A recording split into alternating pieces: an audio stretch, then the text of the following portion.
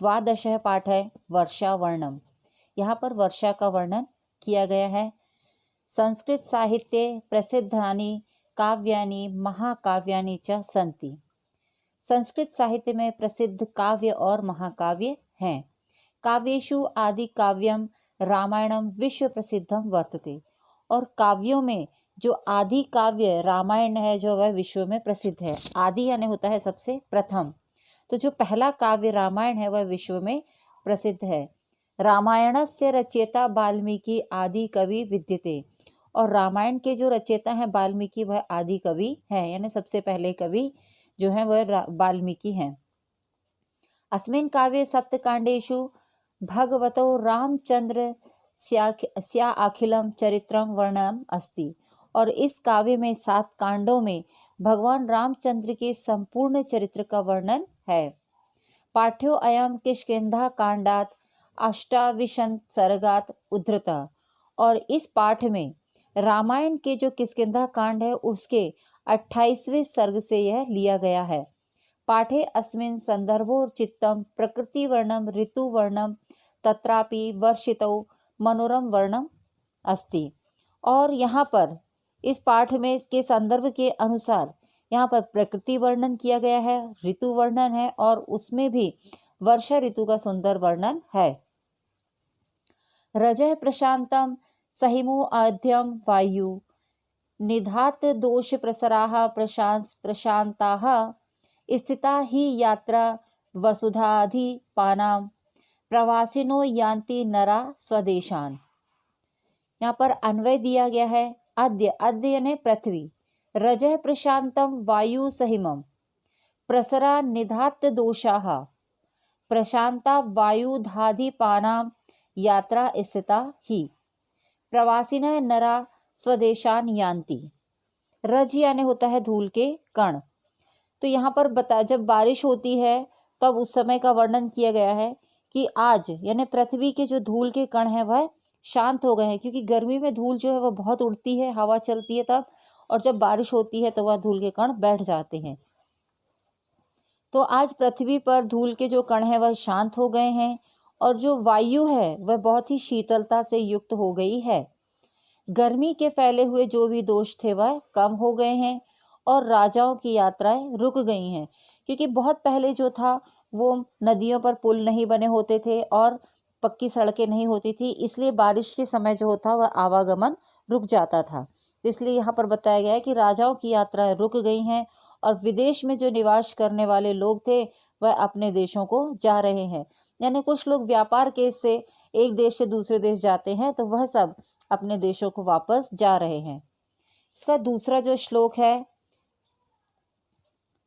समुद्वहन्तः शलिलात्ली भारम बलाकिनो वरिधरा नंदतः महत्सु श्रृंगेषु महीधराणाम विश्रम्य विश्रम्य पुनः प्रायन्ति। इसका अन्वय है बलाकिनः यानी सुशोभिताः, वारिधरा सलिलात् अतिभारम समुद्रहंतम नंदः महीधाराणाम महत्सु श्रृंगेषु विश्रम्य विश्रम्य पुनः अग्रे प्रयान्ति। इसके बाद यहाँ पर जो कवि ने बताया है कि जो बगुलों की पंक्तियां हैं, बलाकिना यानी बगुले, बगुलों की जो पंक्तियां होती जब एक लाइन से वो सुशोभित, तो बगुलों की पंक्तियों से सुशोभित जो बादल है वो पानी के अधिक भार को धारण करते हुए गर्जना करते हैं और पर्वतों के ऊंचे शिखरों पर कुछ विश्राम करके फिर आगे बढ़ जाते हैं। तो उन्होंने यहाँ पर कवि ने जो बादल है उनको बगुलों की पंक्तियों के समान यहाँ पर उसको माना है।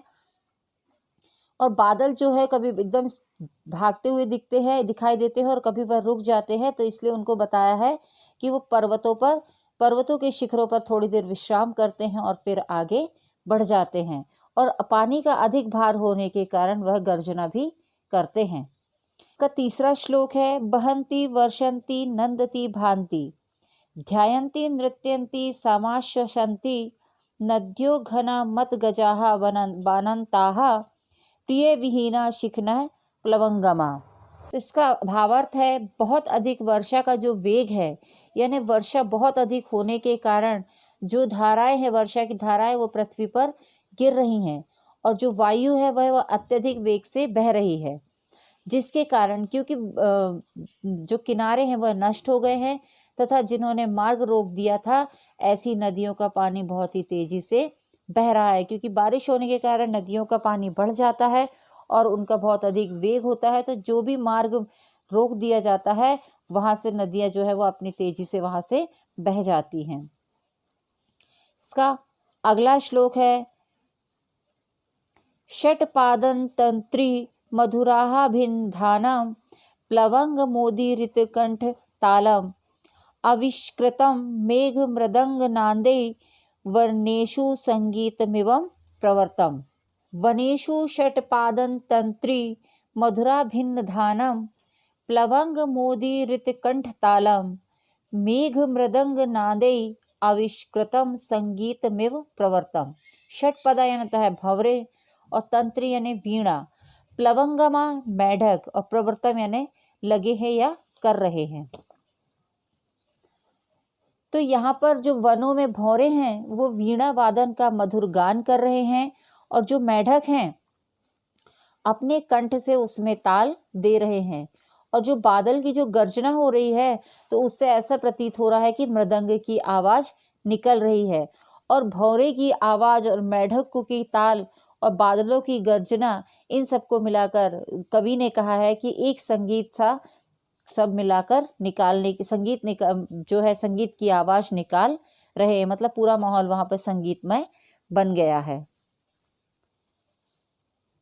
मतांता गजेंद्रा मुदिता गवेंद्रा वनेषु विक्रांतरा मृगेंद्रा रम्या नगेंद्रा निभृता नरेंद्राः प्रक्रीडितो वारिधरो सुरेंद्र। अन्वय इसका, गजेंद्राः मताः गवेंद्राः मुदिताः मृगेंद्राः वनेषु विक्रांतरा नगेंद्राः रम्या दृश्यन्ते नरेंद्राः निर्भीताः सुरेंद्र बारिधरे प्रक्रीडतः।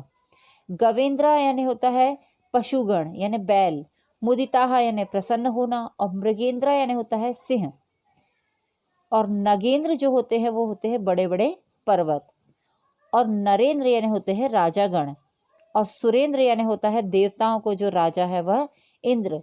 इसका अर्थ बताया है कि जो हाथी है वह बहुत ही मस्त हो गए हैं यानी मतवाले हो गए हैं, और बैल जो है वो प्रसन्न हो गए हैं, और जो सिंह हैं वो वनों में अत्यंत पराक्रमशाली हो गए हैं, और जो बड़े बड़े पर्वत हैं वह बहुत ही सुंदर दिखाई दे रहे हैं। नगेंद्राः रम्या, रम्या यानी होता है सुंदर, तो बहुत ही सुंदर दिखाई दे रहे हैं।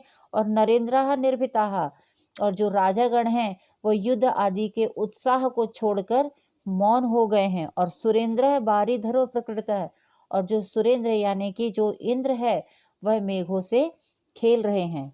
का अगला श्लोक है, घनोपगूढ़म गगनम ना तारा ना भास्करो दर्शनम उपयुपेति नवेर्जलोधरणी वितृप्ताः तमो विलिप्ताः ना दिशः प्रकाशाः। यहाँ पर बताया है कवि ने इसका कि पहले तो इसका अन्वय देखते हैं कि गगनम घनोपगूढ़म ताराः भास्करः, कि आकाश में जो घने अंधकार है, जो अंधकार से जो है वह अच्छा यानी कि ढक गया है, तो घने आकाश जो है वह घने अंधकार से ढक गया है। भास्करम, भास्कर यानी होता है सूर्य, और तारा यानी कि तारे, तो ना तो तारे दिखाई दे रहे हैं और ना ही सूर्य दिखाई दे रहा है। धरणी नवे जलोधे वितृप्ताः, और जो धरणी यानी होता है पृथ्वी, और जो पृथ्वी है वह नए जल के बहने से पूर्ण ही मतलब तृप्त हो गई है, यानी चारों तरफ पानी दिखाई दे रहा है। दिशः तमो विलिप्ताः न प्रकाशाः, और जो दिशाएं हैं वह अंधकार में लिप्त हो गई हैं और कहीं पर भी प्रकाश दिखाई नहीं दे रहा है।